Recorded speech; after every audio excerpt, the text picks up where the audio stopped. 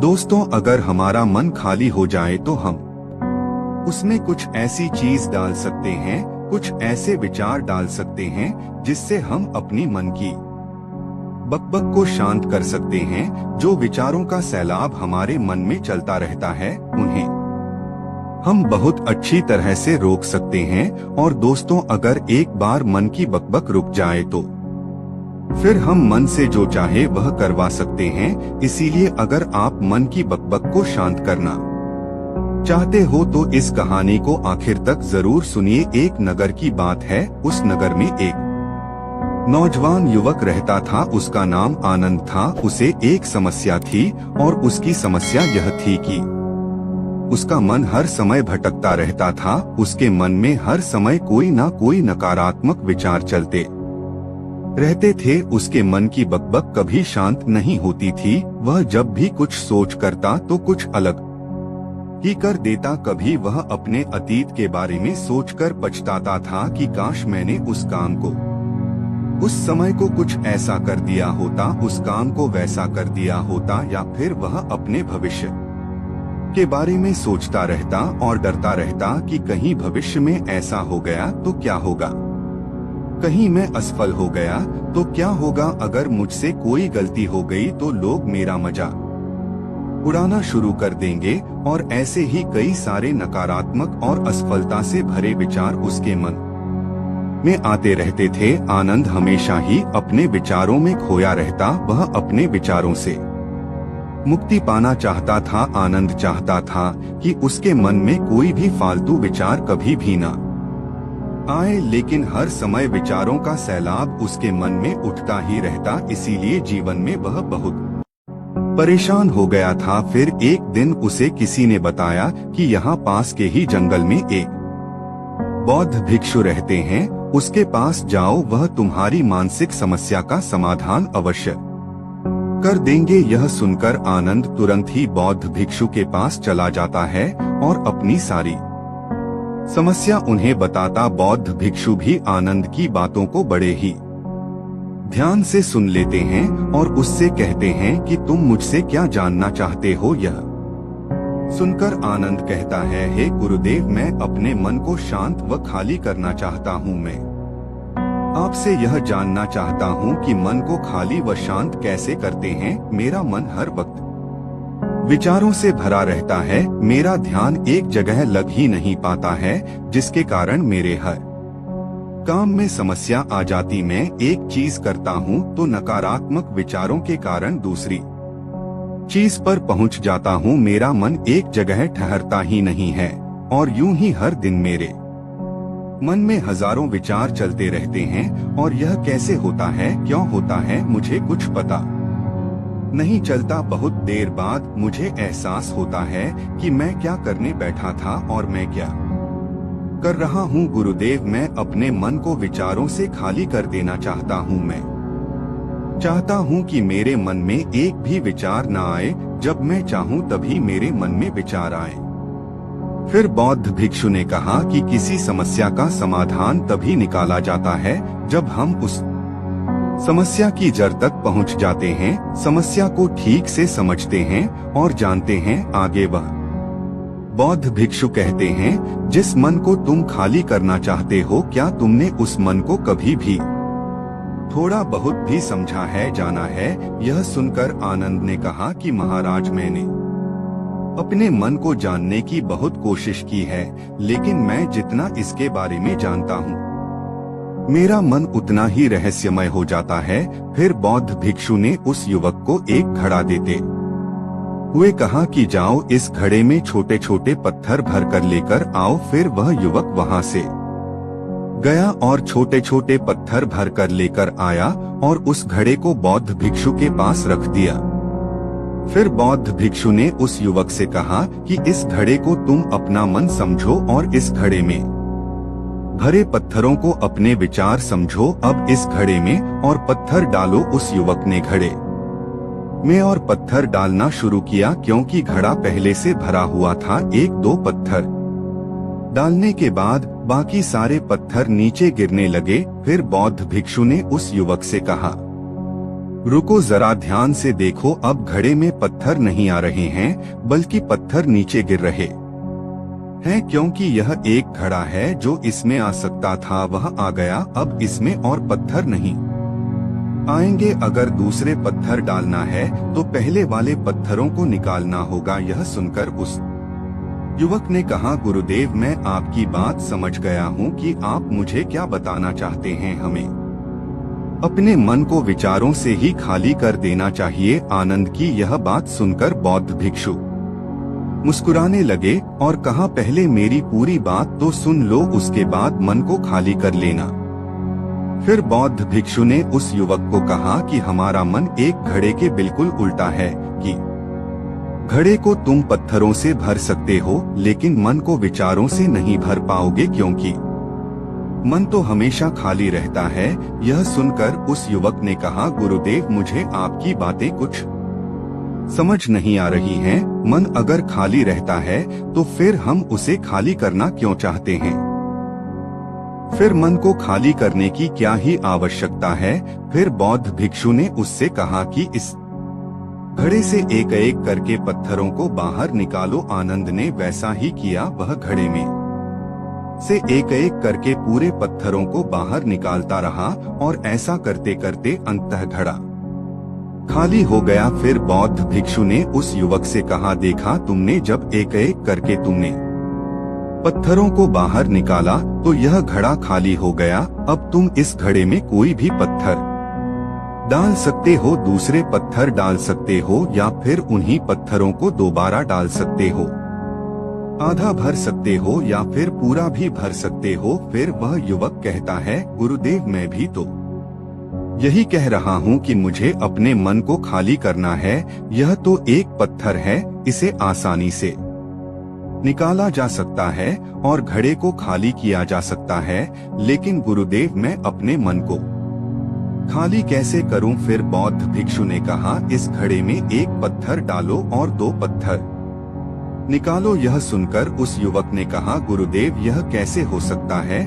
जब इस घड़े में एक पत्थर होगा तो एक ही प निकलेगा, दो कैसे निकालेंगे? फिर बौद्ध भिक्षु ने उससे कहा, यह घड़ा तो चमत्कारिक नहीं है, लेकिन तुम्हारा मन तो चमत्कारिक है। उसमें से अगर तुम एक भी बाहर निकालते हो तो उसके साथ दो विचार आते हैं, और जब तुम उन दो विचार को पकड़ते हो तो उसके साथ चार विचार निकलते हैं, और फिर ऐसा करते करते विचारों की एक लंबी श्रृंखला बन जाती है और फिर तुम कहीं नहीं रुकते, एक के बाद एक विचारों को पकड़ते जाते हो। यह मिट्टी का घड़ा तो पत्थरों से भर जाएगा, लेकिन तुम्हारा मन कभी नहीं भरता, वह हमेशा खाली है, लेकिन वह खाली नहीं करता। यह इस मन की माया है कि सब कुछ है लेकिन फिर भी कुछ नहीं। फिर उस युवक ने कहा, गुरुदेव मैं आपकी बात समझ रहा हूँ, लेकिन क्या मैं हमेशा अपने विचारों के जाल में ही फंसा रहूंगा? क्या मन के इस माया जाल से निकलने का कोई रास्ता नहीं है? फिर बौद्ध भिक्षु ने कहा, इस मिट्टी के घड़े में आधे पत्थर भर दो। फिर उस युवक ने ऐसा ही किया। फिर बौद्ध भिक्षु ने कहा, अब इन पत्थरों में से कोई एक पत्थर चुनो और उस पत्थर की एक छोटी सी मूर्ति बनाकर मुझे दे दो। मैं जानता हूँ कि तुम एक अच्छे कलाकार हो। आनंद ने एक पत्थर निकाला और उस पत्थर को बौद्ध भिक्षु के सामने ही तराशने लगा। पत्थर को राशते वक्त उसे लगा कि यह पत्थर अच्छा नहीं है। फिर उसने दूसरा पत्थर घड़े से निकाला, लेकिन उसे वह पत्थर भी पसंद नहीं आया। फिर उसने तीसरा पत्थर निकाला, लेकिन वह तीसरा पत्थर भी उसे पसंद नहीं आया, उसका रंग अच्छा नहीं था। ऐसा करते करते उस युवक ने सारे ही पत्थरों को बाहर निकाल दिया। उस युवक को ऐसा करते हुए बौद्ध भिक्षु बड़े ही ध्यान से देख रहे थे। फिर बौद्ध भिक्षु ने उससे कहा कि जो तुमने सबसे पहले पत्थर निकाला था, उस पत्थर को यह समझकर रासो कि इसके बाद तुम्हारे पास कोई और पत्थर नहीं है, और यह एक ही पत्थर तुम्हारे पास है। फिर उस युवक ने जैसा गुरुदेव ने कहा उसी एक पत्थर को लेकर तराशना शुरू किया, और उसने उस पत्थर से एक बहुत ही सुंदर मूर्ति बनाई और बौद्ध भिक्षु को भेंट की और बौद्ध भिक्षु से कहा, गुरुदेव, इस पत्थर से इतनी सुंदर मूर्ति बन सकती थी, मैं यह सोच भी नहीं सकता था। उस युवक की बात सुनकर बौद्ध भिक्षु ने कहा कि जब तुम्हारे पास और कोई दूसरा विकल्प नहीं होता है, तब हम उस विकल्प में ही संपूर्ण ऊर्जा लगाते हैं और उसी को सबसे बेहतर बनाते हैं। और जब हमारे पास कई सारे विकल्प होते हैं तो हम पत्थर चुनते भी नहीं और मूर्ति बनती भी नहीं। हमारा मन भी एक विचार के पीछे हजारों विकल्प खोल के देता है और एक मुख्य विचार को छोड़कर उन हजारों फालतू के विचारों में उलझ कर हम रह जाते हैं। फिर उस युवक ने कहा, गुरुदेव, मैं आपकी बातों को बहुत अच्छे से समझ गया हूँ, लेकिन अब मुझे क्या करना चाहिए? कृपया आप मेरा मार्गदर्शन करें।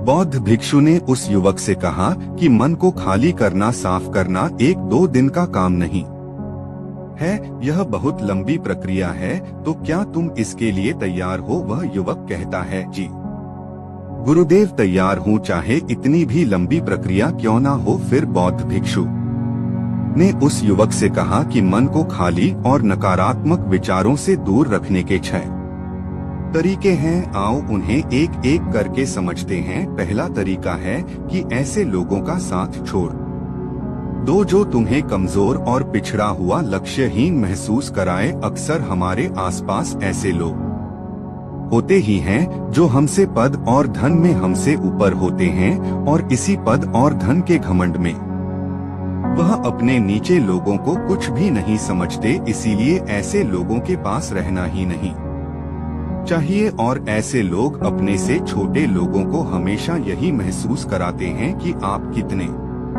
छोटे हैं और इसीलिए वह छोटे लोग अपने जीवन में कुछ बड़ा हासिल कर ही नहीं सकते। इसके अलावा कई बार हमारे मित्र और घर परिवार के सदस्य भी ऐसे होते हैं जो अक्सर हमें छोटा महसूस कराते हैं, हमें नीचा दिखाने की कोशिश करते हैं, लोगों के सामने हमारा मजाक बनाते हैं। तो ऐसे लोगों से जितना दूर हो सके उतना दूर रहो। यह लोग ऐसे होते हैं कि तुम्हारी नजरों से तुम्हारी गरिमा को दूर करके तुम्हें लक्ष्यहीन बनाते हैं और फिर तुम्हें खुद की काबिलियत पर शक होना शुरू हो जाता है। तुम्हारे अंदर खुद के प्रति नकारात्मक भावनाएं आ जाती हैं और यह नकारात्मक विचार तुम्हें मानसिक तनाव और चिंता की ओर ले जाते हैं। फिर बौद्ध भिक्षु दूसरा तरीका बताते हुए कहते हैं कि तुम बहुत ही कम और चुनिंदा लोगों को ही अपना मित्र बनाओ। ऐसे लोगों को ही अपना मित्र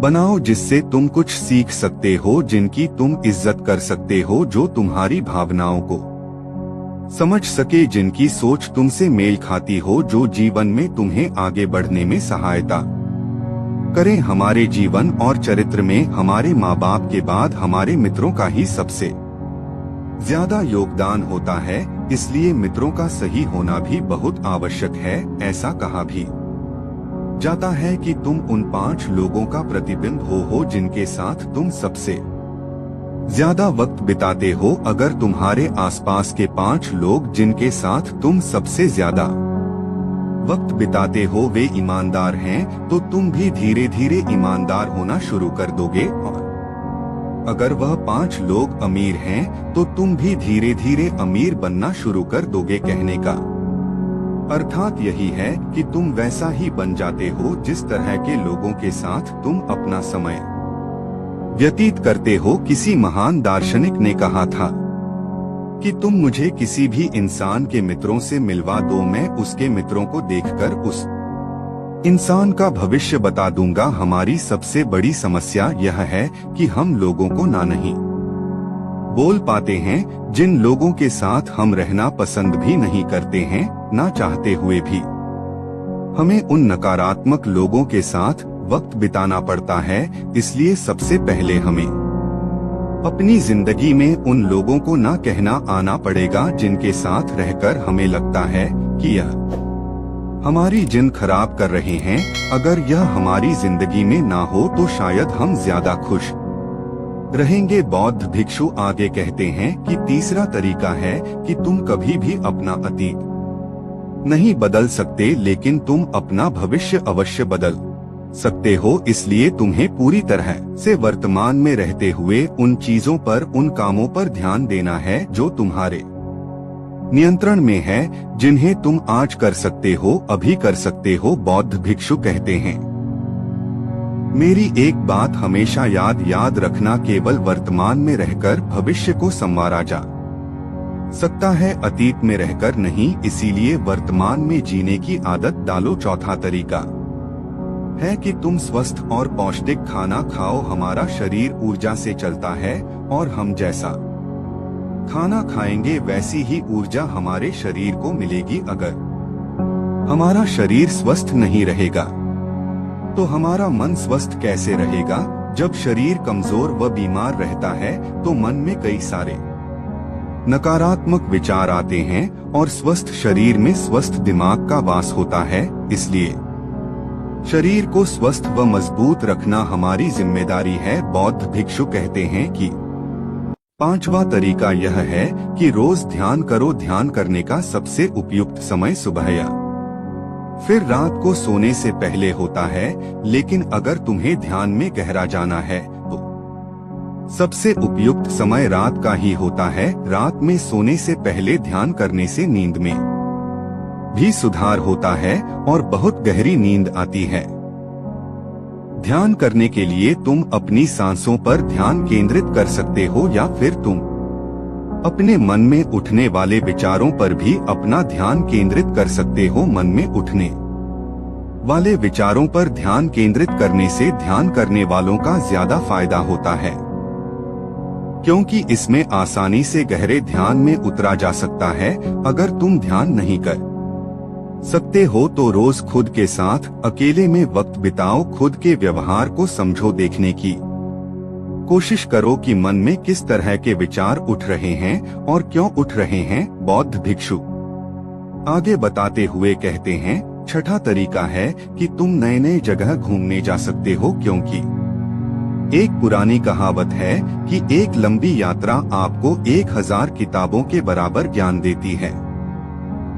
गौतम बुद्ध अपने जीवन काल में 9 महीने लगातार घूम रहे थे। उनके भ्रमण करने का यही कारण था कि नए नए जगह जाने से ज्ञान की प्राप्ति के साथ साथ मन को एक नयापन भी प्राप्त होता है। नई जगह घूमने जाने पर हमारा मन उत्साहित रहता है। फिर बौद्ध भिक्षु कहते हैं, मन के जाल में कभी मत फांसो। मन को खाली करने की कोशिश मत करो।